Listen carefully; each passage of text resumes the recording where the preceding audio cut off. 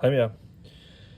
I skal her høre, hvordan I indsamler jeres bakterieprøver, som I skal bruge, når I skal på besøg på HTX. Inden I begynder forsøget, så skal I lige vaske jeres hænder grundigt, fordi så får vi ikke alle mulige andre bakterier med i prøven. I jeres gruppe, så skal I have et sæt vatpinde, det vil sige en pose med 2 i. Så skal I have et prøverør, det er sådan et her, og det henter I op i racken ved jeres lærer. Og så skal I have en saks, og den saks skal I bruge til at klippe i vatpinden. I skal lige huske at notere, der står på jeres glas, der er der skrevet et tal her på prøverøret. Det skal I lige huske at skrive på jeres prøvepapir, som I har ved jeres lærer. Fordi så kan vi kende jeres rør fra alle de andre grupper. I skal så finde et sted på skolen, som I gerne vil undersøge for bakterier. Jeg har valgt den her bordoverflade, vi står ved. I vil selvstændigt selv, hvor I ønsker at undersøge noget.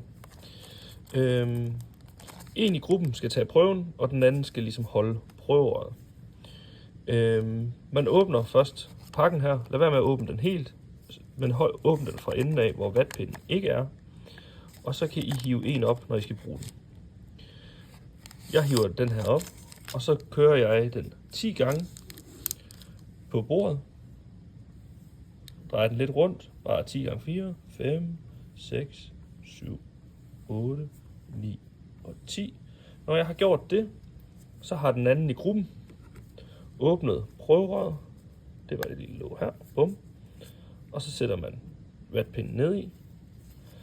Og for at vi så kan have prøven, så skal vi have klippet pinden af, og den klipper man så af helt nede ved, så vi stadigvæk kan lukke røret. Så har vi vatpinden nede i det her væske, og det passer på prøven. Godt. For at sikre, at prøven, at der er nok bakterier, så tager vi lige en ekstra. Så vil sige, på samme prøvested, der kører vi lige 10 gange igen. 2, 3, 4, 5, 6, 7, 8, 9, 10. Og sammen igen, den anden i gruppen åbner prøverøret. Bum. Sætter vatpinden ned i. Det kan godt være lige lidt stramt, men det er fint. Bare tryk til. Og klipper igen af. Og vi kan lukke prøven.